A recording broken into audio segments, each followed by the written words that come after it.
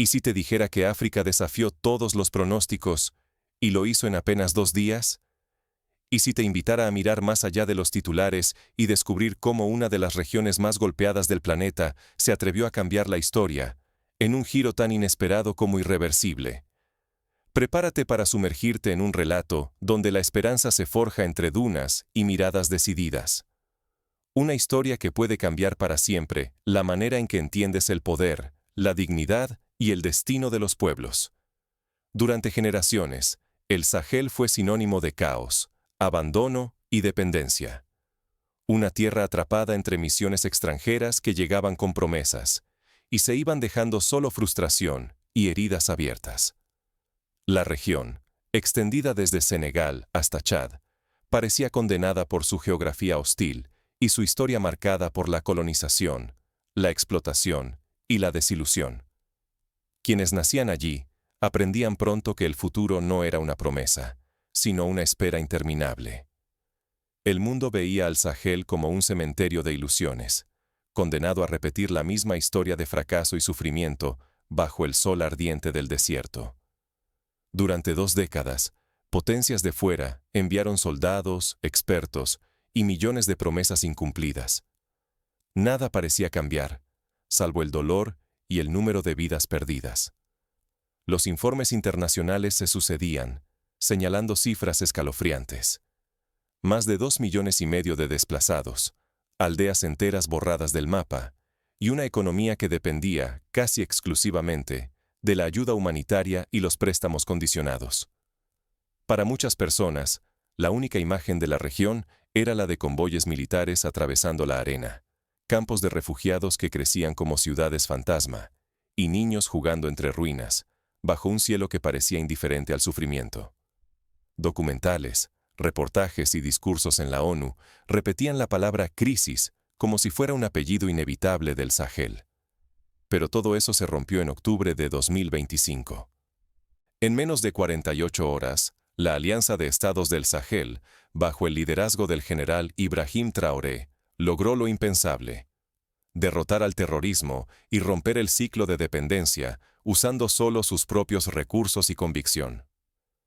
¿Cómo fue posible tal hazaña en una región que durante medio siglo había sido retratada como incapaz de sostenerse por sí misma? ¿Fue suerte? ¿Un milagro? ¿O el resultado de algo mucho más profundo? El momento en que un pueblo entero dejó de esperar y empezó a decidir su destino. Una revolución mental que transformó el abandono en dignidad y el escepticismo en esperanza real para toda África. Si no entendemos cómo ocurrió este giro, seguiremos presos de los viejos estereotipos. Nos perderemos la lección vital. La autodeterminación y la unidad pueden abrir caminos hacia el respeto y la soberanía, incluso en los escenarios más hostiles. Esta historia no es solo africana. Es un espejo para cada nación que alguna vez sintió que su destino era decidido por otros. Para revelar el secreto de esta hazaña, primero debemos mirar atrás. Medio siglo de sacrificios y esperas en el corazón del Sahel. Para comprender cómo el Sahel llegó a este punto de inflexión, es necesario sumergirse en la historia de sus luchas y frustraciones. Solo así entenderemos la magnitud del cambio. Imagina a un viejo campesino de Mopti, contando cómo, en los años 80, vio pasar a 3 generaciones de soldados extranjeros prometiendo paz. O a una madre de Gao, que aprendió a distinguir el sonido de un dron de reconocimiento de uno armado, mientras trataba de dormir a su hijo entre explosiones lejanas. Durante décadas, el Sahel aprendió a esperar. ¿Esperar a quién? El mundo lo retrataba como un desierto de esperanzas, una franja condenada a la inestabilidad y el colapso. Cada titular repetía el mismo veredicto: caos, desolación y promesas incumplidas. Los noticieros internacionales mostraban mapas con zonas rojas y flechas, pero rara vez daban voz a quienes realmente vivían allí. Fuerzas extranjeras aterrizaban con discursos de paz. Pero bajo el sol implacable, los compromisos se diluían, evaporados por la corrupción y la burocracia. La ayuda internacional llegaba envuelta en solemnidad, pero se transformaba pronto en frustración y desconfianza, dejando a la gente sin respuestas y con la dignidad herida. En los años 90, por ejemplo, las misiones de paz de las Naciones Unidas prometieron proteger campamentos de desplazados en Níger y Mali, pero en más de una ocasión, los ataques llegaron mientras los cascos azules aún debatían protocolos. Millones fueron desplazados. Provincias enteras quedaron desiertas, como si el miedo hubiera devorado pueblos y ciudades. Niños crecieron reconociendo antes el zumbido de los drones que el susurro de la lluvia. Generaciones enteras aprendieron a vivir bajo una sombra perpetua de amenaza. En Arbinda, un pueblo de Burkina Faso, los ancianos cuentan cómo la escuela cerró por 10 años, y los pocos que se quedaron aprendieron a leer con libros quemados y cuadernos compartidos. La identidad del Sahel se forjó en la espera. Esperar a soldados prometidos, a pacificadores más atentos a los informes que a las vidas, a una ayuda siempre insuficiente.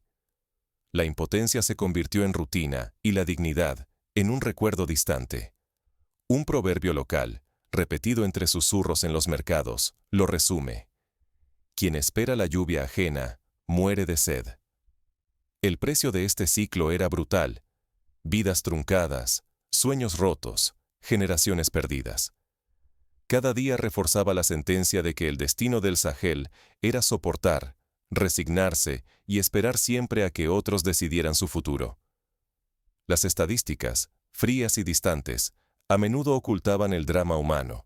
Familias separadas, agricultores obligados a abandonar sus tierras, niños sin acceso a vacunas ni educación. Mientras tanto, el mundo miraba con lástima, perpetuando la imagen de una región incapaz de levantarse sin ayuda ajena. El riesgo era evidente. Perder no solo vidas, sino también el derecho a imaginar un mañana distinto, a reclamar respeto y autoestima.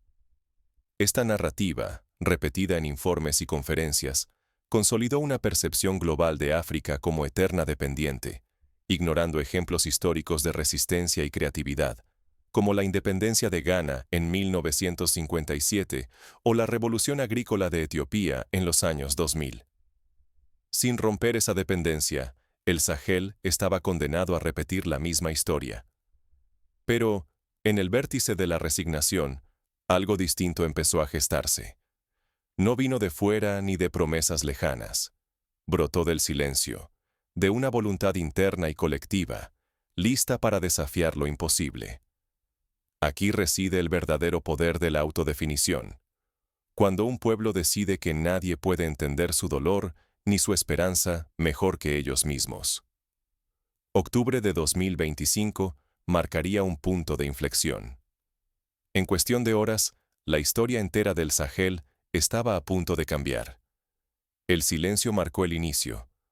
Una señal invisible, pero poderosa. ¿Estaban listos para desafiar la historia, para romper el ciclo de espera y dependencia? Ese silencio se parecía al que precedió la independencia de Argelia, cuando las reuniones clandestinas en las montañas dieron paso a un grito colectivo de libertad. Durante décadas, el tiempo fue un manto protector para quienes no tenían opciones. La espera era refugio y condena. Pero esa noche helada, algo esencial se quebró en el Sahel. Por primera vez, los mandos de Burkina Faso, Mali y Níger se reunieron sin intermediarios, sin traductores ni consultores extranjeros. Sus ojos cansados llevaban el peso de generaciones. En el aire flotaba una pregunta urgente. ¿Qué más podíamos perder esperando? Así nació la Alianza de Estados del Sahel, la AES. No fue un gesto simbólico, ni una respuesta improvisada. Era una alianza tejida para la supervivencia. Los lazos superaron banderas y discursos, compartían el dolor y, por fin, el mando. Si compartimos dolor, podemos compartir el mando, susurró el general Traoré bajo la luz pálida de una bombilla. Nadie lo olvidaría. Esta frase, tan sencilla, recuerda al famoso «Nada sobre nosotros sin nosotros», que inspiró movimientos de independencia en Europa Central durante el siglo XX. En ese ambiente, la revolución mental precedió a la militar. Empezaron a forjar su propio futuro. Ingenieros de Niamey ensamblaron una red de drones locales. No importaba la precariedad. Volaban con el ingenio y la urgencia de quienes ya no podían fallar. Programadores en Bamako crearon canales cifrados, lejos del control occidental. La inteligencia pasó de ser un producto importado a ser el eco de una tierra que aprendía a hablar con voz propia.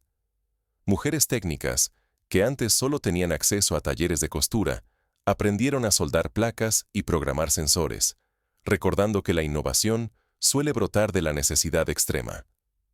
La ofensiva de octubre de 2025 tomó forma en la discreción y la confianza. Cada estrategia, cada movimiento, cada orden surgía del terreno que conocían como la palma de su mano. Los mapas se extendieron sobre mesas humildes. Las órdenes viajaban en dialectos nativos. La convicción era firme. Nunca más una fuerza externa decidiría su destino. Este tipo de autonomía recuerda a la defensa de Vietnam en las décadas de 1960 y 1970, cuando la comprensión del terreno marcó la diferencia frente a ejércitos extranjeros. El riesgo era real. Si fallaban, el caos sería absoluto. Aldeas arrasadas, esperanzas extintas, el Sahel doblegado. Pero si triunfaban, probarían que África podía reescribir su narrativa y conquistar respeto con hechos, no con súplicas. Era, en esencia, un salto de fe, semejante al de los movimientos de liberación de Mozambique y Angola, que arriesgaron todo por la soberanía. Al alba del 6 de octubre, la señal fue el silencio absoluto. No hubo discursos, ni banderas, ni cánticos. Solo la certeza de que el momento había llegado. Drones impulsados por ingenio local surcaron el cielo, transmitiendo imágenes vitales a los centros de mando en Bamako, Niamey y Ouagadougou. Las baterías SR-5, adaptadas por manos africanas, rompieron la madrugada con un rugido de acero y dignidad. La ofensiva se desplegó como un solo organismo. La coordinación nacía de la confianza, no de la intermediación. Los convoyes enemigos, antes intocables, fueron detectados y neutralizados en pocas horas. Por primera vez en medio siglo, el terror cedió ante la voluntad colectiva del Sahel. El enemigo, acostumbrado a explotar grietas y rivalidades, se encontró frente a una muralla de decisión unificada. Este tipo de coordinación recuerda a la defensa popular de Leningrado durante la Segunda Guerra Mundial, donde la unión y la determinación superaron la superioridad material enemiga. 2 días después, la región despertó en un horizonte nuevo. El mundo miraba atónito, incapaz de comprender cómo una alianza nacida en la adversidad había logrado lo imposible. En las redes sociales africanas, jóvenes de Dakar a Nairobi compartían mensajes de orgullo y asombro, comparando la ofensiva con los grandes hitos de la historia continental, como la batalla de Adwa en 1896, cuando Etiopía derrotó a un imperio europeo. Pero aunque la victoria era clara, nuevas preguntas surgían. ¿Podría la AES sostener este cambio sin repetir errores del pasado? La historia está llena de victorias efímeras. Basta recordar la independencia de Sudán del Sur, que tras el júbilo inicial se vio atrapada en conflictos internos. El desafío ahora era sostener la unidad y transformar la victoria militar en una revolución institucional y social. Cuando los cañones finalmente enmudecieron, el mundo contuvo el aliento. ¿Acaso lo imposible se había vuelto real?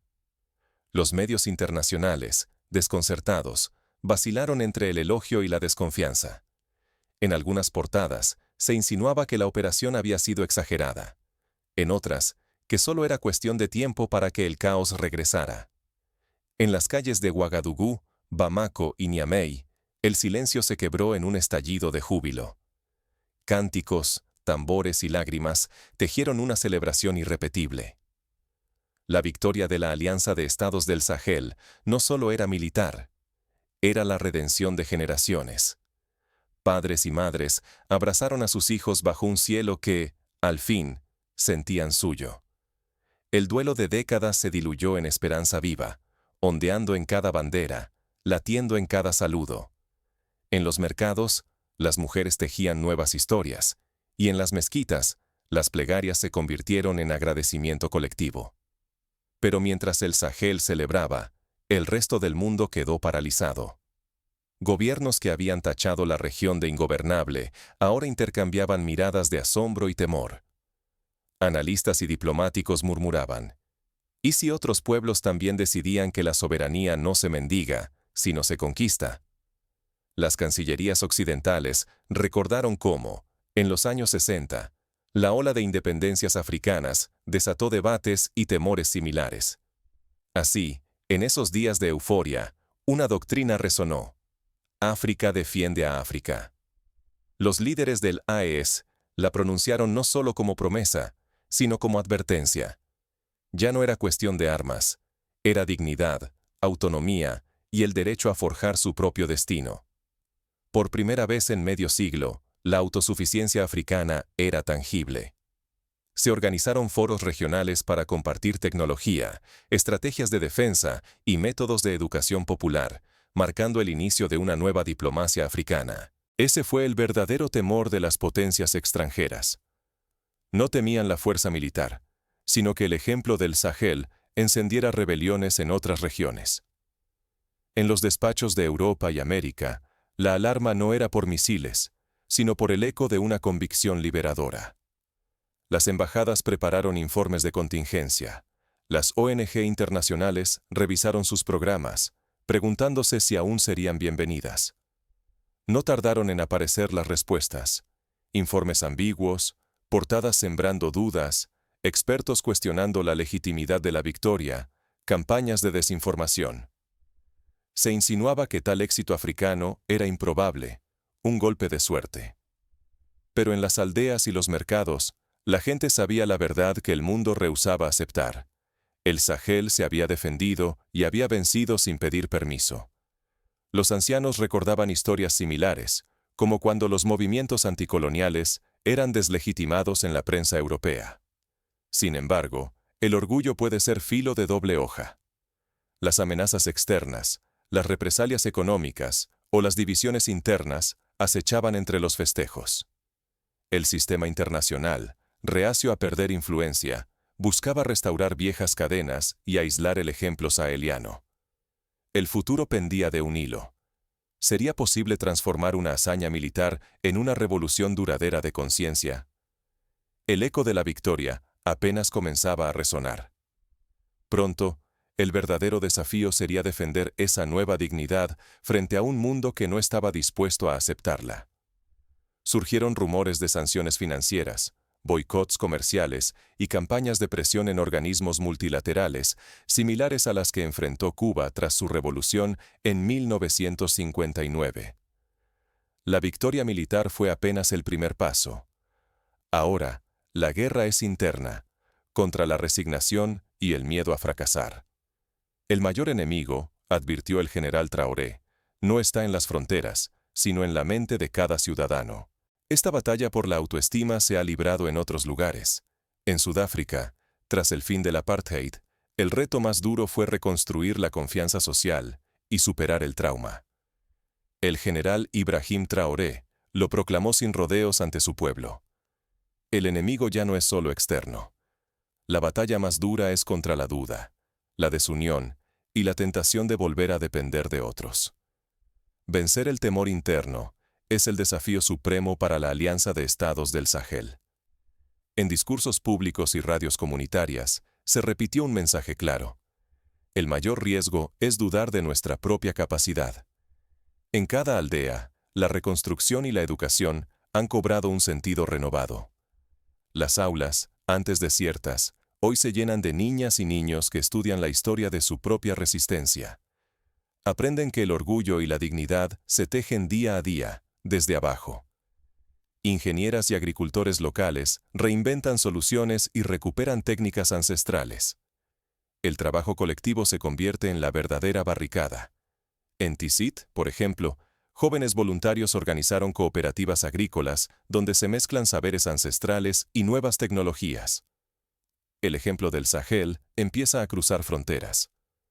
En África Occidental, comunidades que nunca imaginaron la independencia tecnológica ahora apuestan por sistemas propios de defensa y comunicación. En el Cuerno de África, algunas regiones estudian la experiencia del Sahel para impulsar reformas políticas e innovaciones agrícolas, inspiradas por el poder de la autodeterminación. El modelo de la AES se discute en universidades y foros juveniles, y la pregunta se repite: ¿podemos nosotros también? Pero la presión externa persiste. Medios internacionales y campañas de propaganda buscan sembrar dudas y predecir el colapso de este nuevo rumbo africano. Frente a esto, la convicción interna se fortalece. La victoria decisiva no es la que se celebra en el campo de batalla, sino la que se defiende cada mañana, cuando una sociedad elige no retroceder. Los líderes comunitarios organizan talleres de autoestima y debate, y las radios locales transmiten historias de superación y unidad. El mensaje central resuena en barrios y escuelas. La dignidad y el respeto no se piden ni se esperan. Se conquistan con unidad, educación y valentía. Si el Sahel flaquea, si deja que la autoconfianza se desgaste o que la desunión se infiltre, todo lo logrado podría esfumarse y renacería el espectro de la dependencia.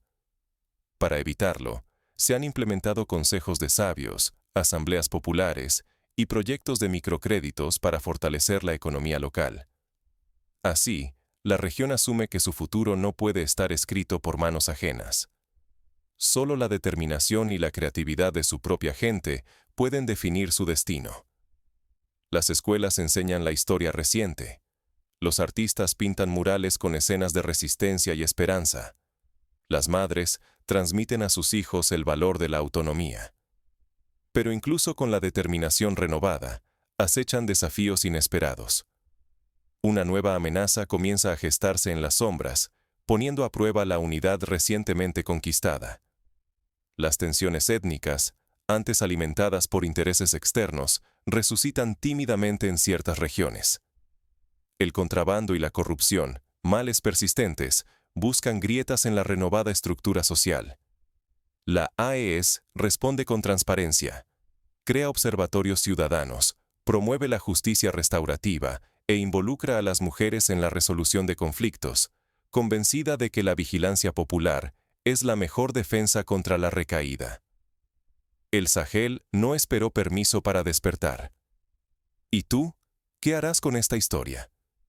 Este relato no es solo un reporte sobre África, es una invitación universal a cuestionar los límites impuestos, a desafiar la resignación y a reclamar la soberanía sobre el propio destino.